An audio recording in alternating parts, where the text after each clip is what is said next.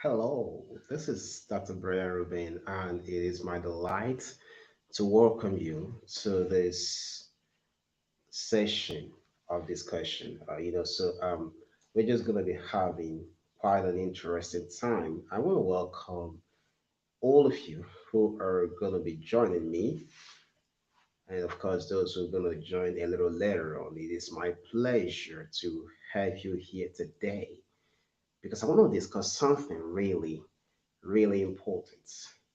And I'm hoping that this is going to bring an incredible transformation to your life.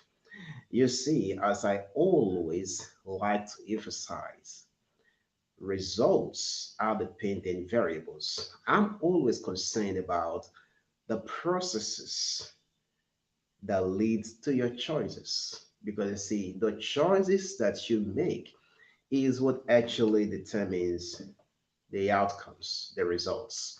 So I want to thank all of you who are joining right now from wherever you are joining. I want you to know that I'm very grateful that you are joining me, and we're going to be having quite an interesting time together.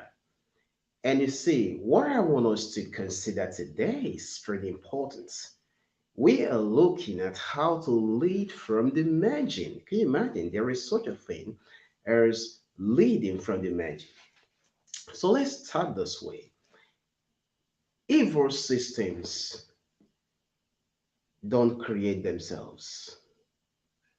You know, corrupt governments, evil governments, and corrupt leadership, corrupt systems don't just happen. They are the conscious creation of some people. So you find that evil system, corrupt systems, all the systems that bring limitation to men were created by some human beings, by some people at some point in time. And bringing evil system down is a very serious work. Whether the evil system is in a corporate environment, whether it's in a business or it is a government, always bringing evil system down is a very difficult thing. Think about it. It's very difficult. But that is where leading from the margin becomes a very important concept that you can understand. Because once you understand what it is to lead from the margin, once you understand that, you realize that you become delivered from whatever system, wherever the system could be, anywhere in the world.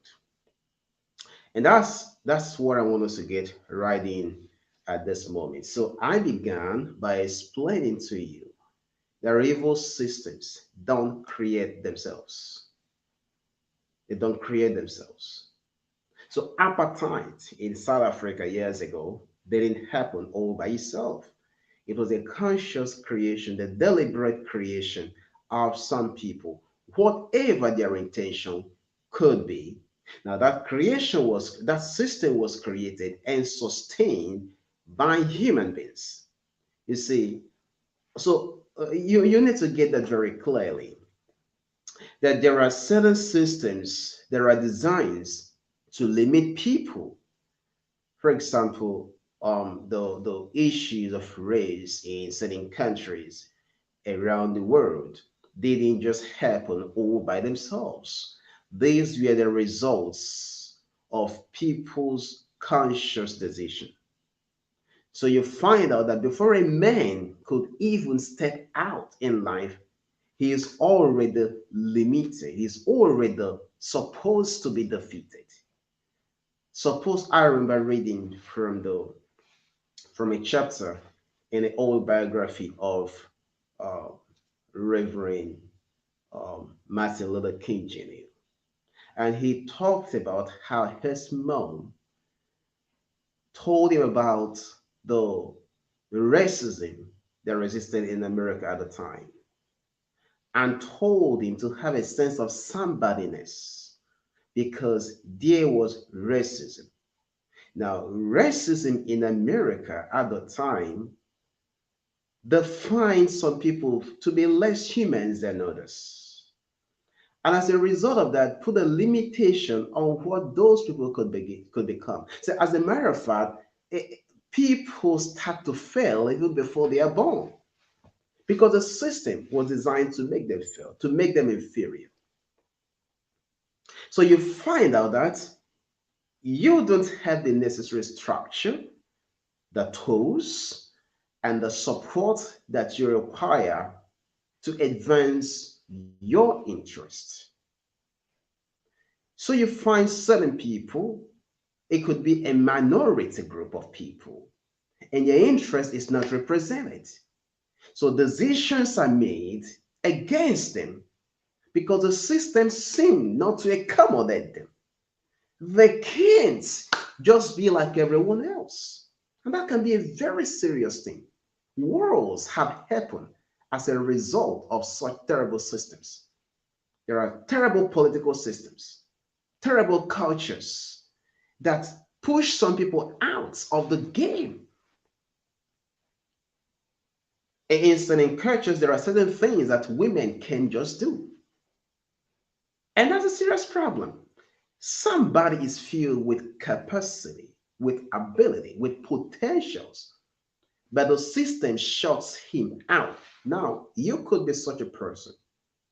You could be living in a nation, or you could be working in an organization where the system shuts you out. And you realize that no matter what you do or what you want to do, you have those limitations. So it makes some people come to the conclusion. Some people come to the conclusion that with this system here, I just can't accomplish what I have to accomplish. But that ain't true, as you get to understand. Now, aside from political system, you have economic problems. You could have a situation which are in certain countries where some people are shut out of the world. There was a recent report I read, and it is about how the the frustration, the problems that Nigerians living in Dubai face as a result of the activities of certain people. So, if you're a Nigerian in Dubai, for example, you realize that even before, see, you have this limitation because everybody is suspecting you, not because you did anything. So, you find that the system seems to be working against you. Think about it. There are certain passports that you will hold, passport of certain nations that you will hold, and you have access to several countries of the world. You see, so you have some passports are more powerful than other passports. So what am I trying to say? I'm just trying to show you how systems can pose a limitation to you. I talked about racism in America. I talked about the apartheid system. There are ethnic issues, and there are still racial issues today. System designed to stop people. So you find certain people who are in the minority, and their interest just can't be advanced. Poverty, for example, can also become a very serious limitation. Somebody want to do something, but because of his background, or you see, that could become a problem. I've had many people who actually came to me and they said, I've got this idea. Maybe after speaking at the conference, you find people who are able to have a meeting with me and someone will explain. The reason why I haven't taken my business to that level is because of the finances. And there have been people who wrote us and explained that they would like to do XYZ, but the problem has been financial limitations. And when I get there, I always laugh because you see, I've always explained to people everywhere I go that finances has never limited anybody. All right. It's only an excuse for those who aren't serious. When you're serious, money can be a problem. And you see, that's some of the reasons why I decided to talk to you about how to lead from the margin. Now, leading from the margin is what happens when a system is against you. When you're facing opposition that shuts you out of the center. Now, being at the center, you have access to resources, you have access to information, you have access to all manner of things that make your life and your work easier. But for some reasons, like I already explained, it could be political issues, it could be economic issues, it could be cultural issues. All manner of issues can shut a person out, and he is unable to advance his interest. You don't have to give up. All you need to understand is that every system created by a man can be brought down by another man. All right? But to bring a system down, you need to first understand what you're up against. If you don't understand a problem, you can solve it. You can solve a problem you don't understand. So, for that person who is shut out, you don't have access to the necessary structure. Now, when I mean structure, can you imagine? It is possible that if you hold a political position, that you can make a difference, but you don't have access to that political position. So that means you can have access to the tools, to the resources, to the structure, to the authority to make things happen. All right? So that can be a problem. And like I said, in such circumstances, the tendency to resort to recrimination, to resort to cynicism could be there. All right? It could be there. But that's what happens only when you don't understand. You see, I've said that a million times that successful people don't complain. Successful people don't make excuses. Successful people don't blame others. Why is that? No matter what the opposition could be, if it was created by a man, the opposition can be destroyed by another man.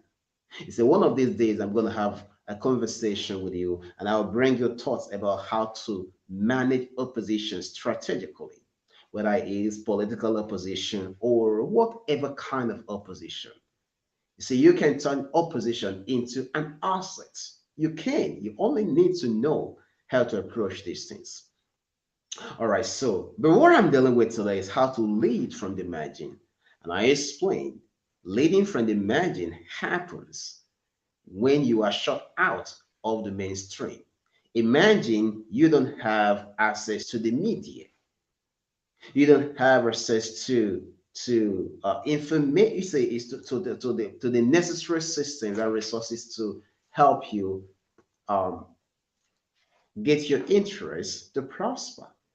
What are you gonna do? Well, you lead from the margin. Leading from the margin means leading from where you are. It's possible to lead from where you are, irrespective of the fact that you don't have the political power, you don't have the economic strength, you don't have all of that. It is still possible to lead from where you are. All right. So, what I'm talking about is the ability to make a difference in the world, irrespective of limitations and oppositions. Limitations can stop a man who has knowledge.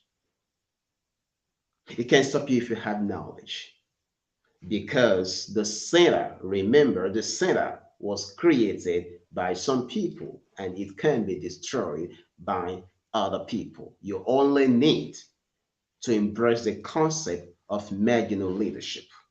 And that's what we're talking about today. So, first of all, I wanted to make it clear. I wanted you to clearly understand that it is possible to make a difference in the world, irrespective of where you were born, your circumstances, your, whatever it is, you can make a difference. You can be useful.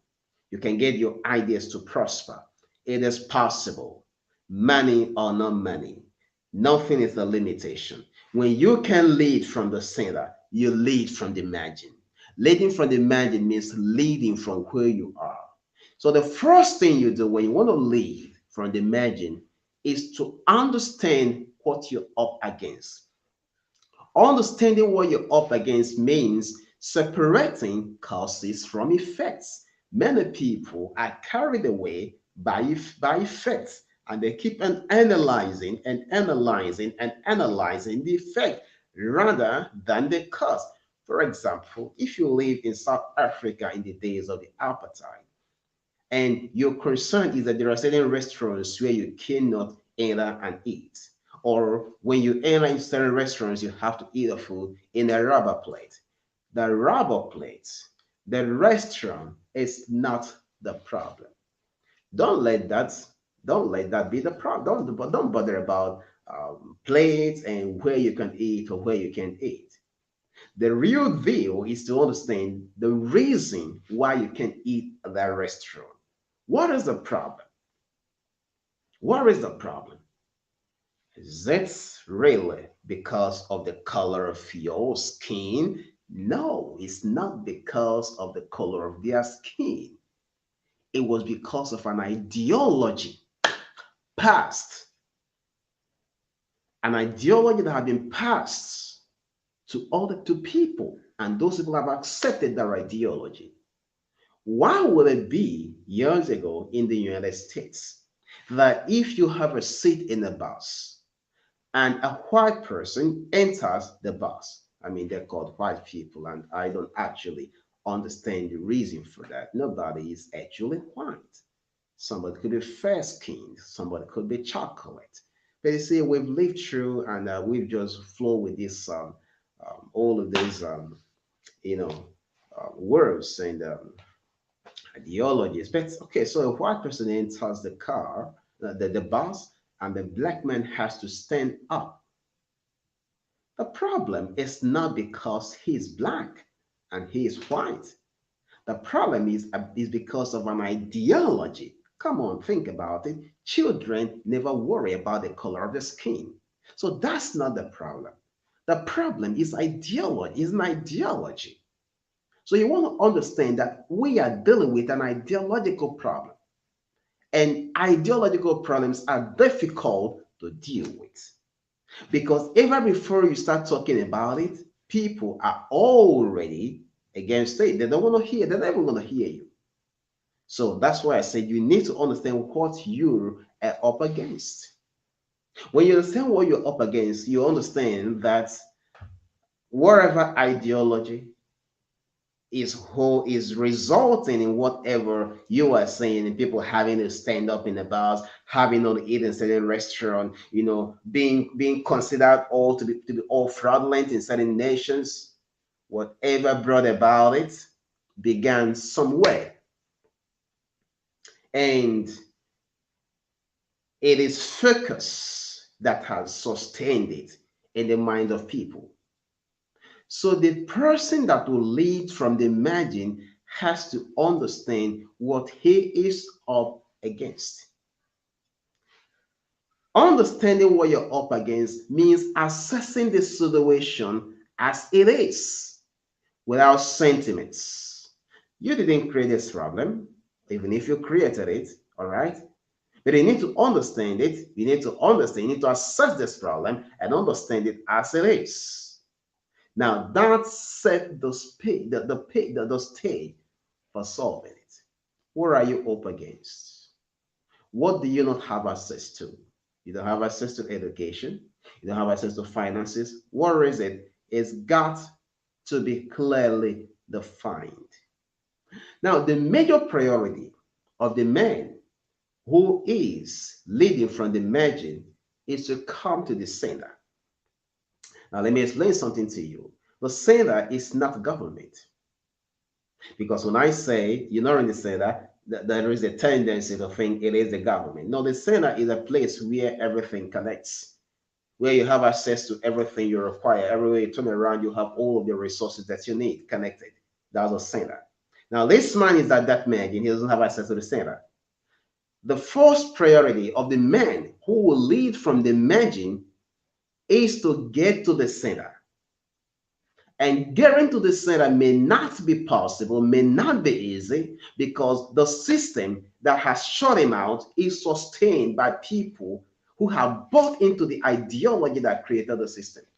So what is he going to do? He will have to create a center where he is. Now that's what makes me excited. Oh my goodness. You've got to create the center where you are. Someone says, how are you going to do that? Well, E.P. Box said, all models are wrong. The practical question is how wrong they do have to be not to be useful. The center is there, is considered a center because of the model. That means the logic of life and existence in that environment. That's why it's called the center. The logic of life and existence. And when I say the logic of life and existence, I'm referring to everything that defines that environment or that system. I'm looking at the theology, I'm looking at this culture, I'm looking at the technology, I'm looking at the lifestyle, I'm looking at the arts, I'm looking at the culture, all that comes to define that environment or that nation or that system, all that defines it. That is the model. That model operates from the center. Okay, so what do you do?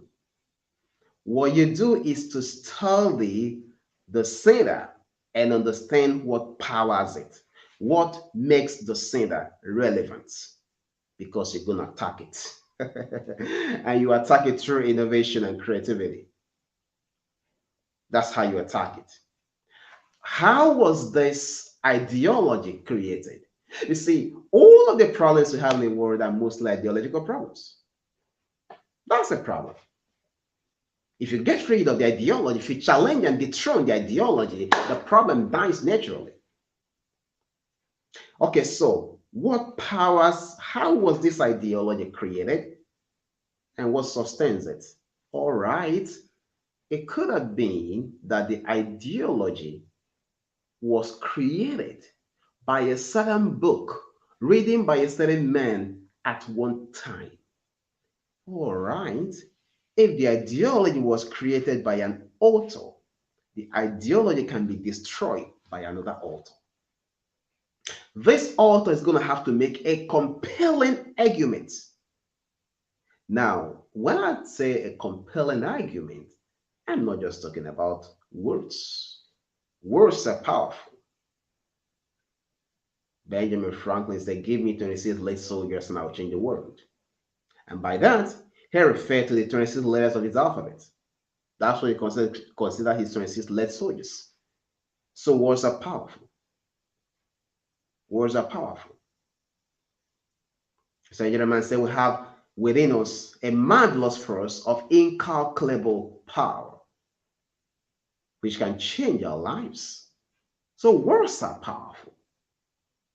And when I'm talking about making a compelling statement, I'm not just talking about words. I'm talking about demonstration. The demonstration could come in form of words.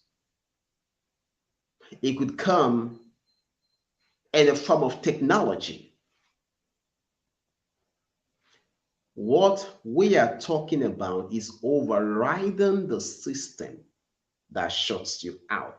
That is your first target, to override the system.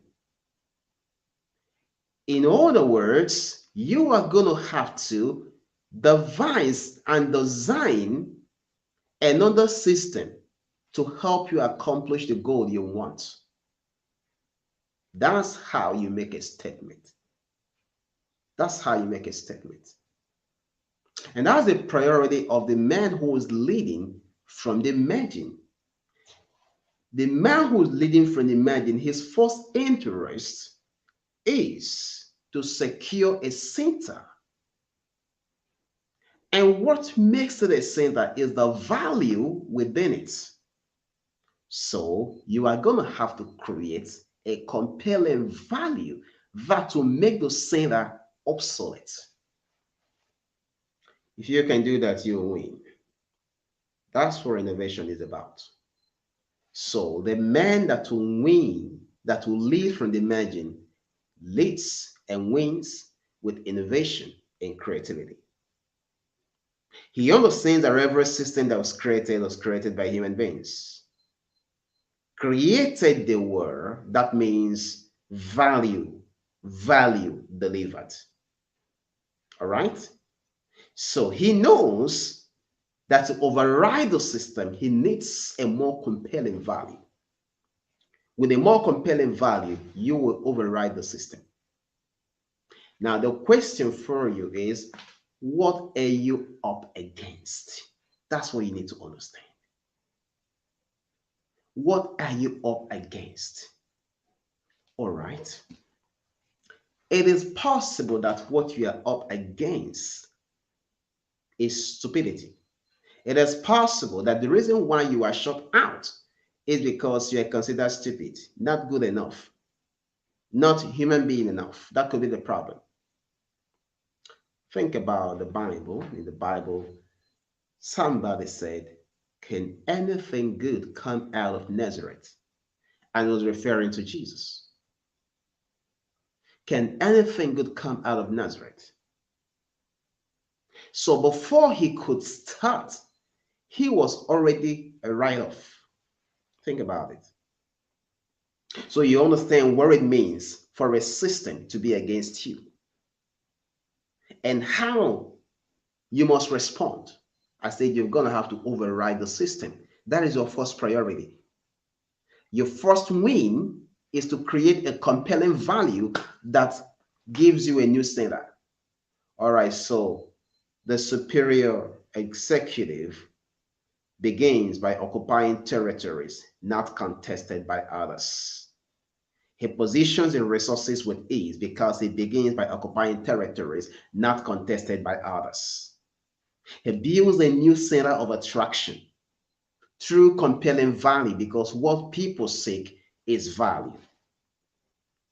Do you understand that? All right, so you get this clearly. All right, you get this clearly. I remember the story of Joseph in the Bible. Now think about it. Everything was against him, yet he led. Now you understand that it's possible to lead irrespective of your limitations. It is possible to lead irrespective of your circumstances. It is possible to lead irrespective of what you have or what you don't have. It is possible to lead irrespective of where you are. It is possible to lead. It is possible. Don't let the limitations other people have created become a reality in your life. Don't let that happen. Override the system. Say, how do I override the system? It is to focus on higher realities. You see, to create a system, to innovate, you have to see what others cannot see. It took over, I think, a minimum of 80 years for the tissue paper to be manufactured after the modern flush toilet was invented. What happened? Why couldn't people see the connection? Well, because it takes being able to see what others cannot see to innovate. Innovation is very difficult to arise from just thinking. You can improve a product by bringing a completely new thing that doesn't exist. And you see, that's what gives you the power to create a new center which overrides the system. Gloating about the system, writing about the system. We say all of that could have their places. You are writing about the system, you are trying to seek support, you're trying to get attention. And by getting attention, you could create a new center by getting attention. You see, as more people, all right, get to know what you're talking about, they begin to say the same thing you are saying, all right. Now you can create a new center. You create a strong followership, and strong followership can help you get attention. But what are you getting attention about? You are saying the system that operates is faulty and we need to override it. That's why I told you that the first thing the man who's leading from the cellar does is to recognize what he's up against. The next thing he does is to override the system. And you override the system by rising above it.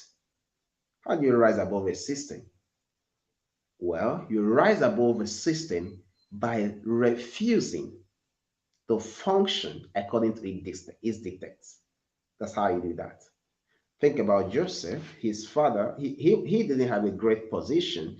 I mean, he was almost the last in the house, almost the last.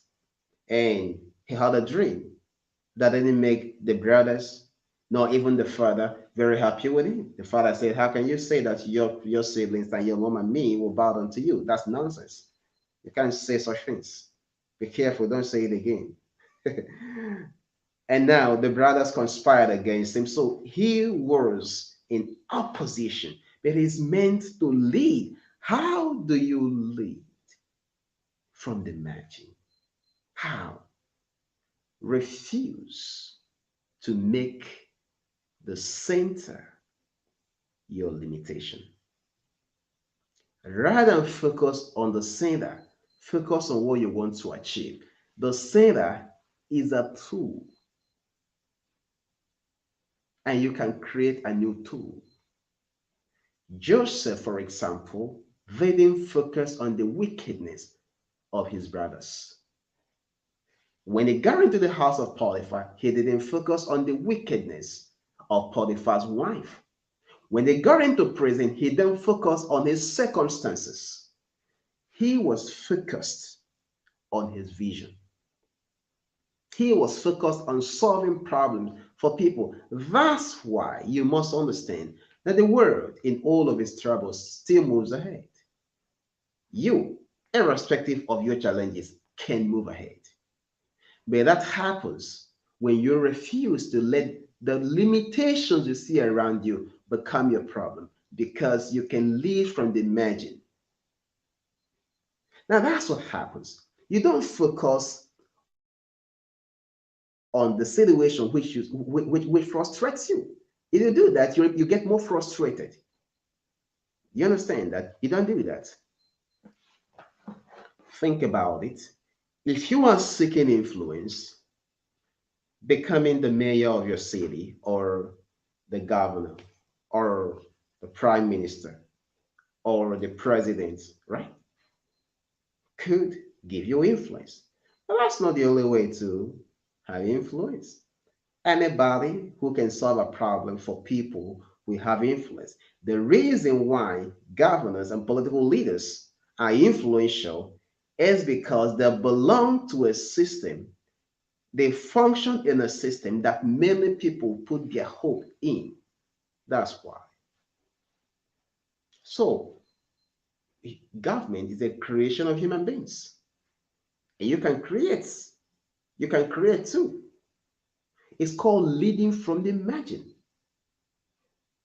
Leading means responding, taking responsibility for the problems you find. Now, it is possible that a certain group of people, a certain category of people, are taken for granted in a political system. Now, if they complain, that won't make a difference. They can make a strong argument, a strong case during the okay. So there are several ways that can happen. Really, there are several ways people can make a very strong statement. It can happen it can happen through conference, it can happen through summits, it can happen through leaders, it can happen through the whole thing is being able to make a compelling statement. a compelling statement. That means a statement that gets attention. For it to get attention, it must communicate a strong value. The strong value could be the it could be how it could be about the how obsolete a system is, a system has become, and why it's posing limitation on people. That could be how to make the statement. So, in other words, the idea is to change, is to make the center obsolete. That's how you lead from the margin. You create a new center. So from wherever you are, whatever limitations might have been imposed on you, wherever it is, remember that it is possible to lead from the margin. It's possible to lead from where you are. It is possible. You only need to know it. And I said, the first thing you do is what? Understand what you're up against. All right? Understand what you're up against. Secondly, I said, override the system. You override the system through strategic thinking. You override the system through innovation and creativity. That's how you override the system. In other words, you create a new system. That's what I'm talking about. Is it so hard to understand? How did Uber start? How? What about PayPal, Airbnb? What did they do? Do you know who started Airbnb? Two broke guys who's got no money to pay their rents. They led from the margin. That's what happened. What about the Uber guys? They had to override the system. That's pretty easy to understand. They identified the weakness of the system. The weakness of the system. Oh, this is so interesting. So you want to understand the weakness of the system, and then you override it. It's not enough to talk. You understand? Not enough to talk. All right. Focus on finding the weakness of the system. The weakness of the system could be technology. It could be technology, right? It could just be technology. It could be listen. It could be lack of effective leadership. You see, people will follow a leader. Any leader, anybody who shows true compassion, who shows love, who shows support, people follow him. When insubordination is what happens, when the followers feel that the leader is selfish, when they feel the leader is selfish and cares about himself only, the people's response is insubordination. So if you're a leader and you know these people are becoming insubordinate to you, well, that's a sign to you that something is wrong with your leadership. The insubordination could be because you are truly selfish.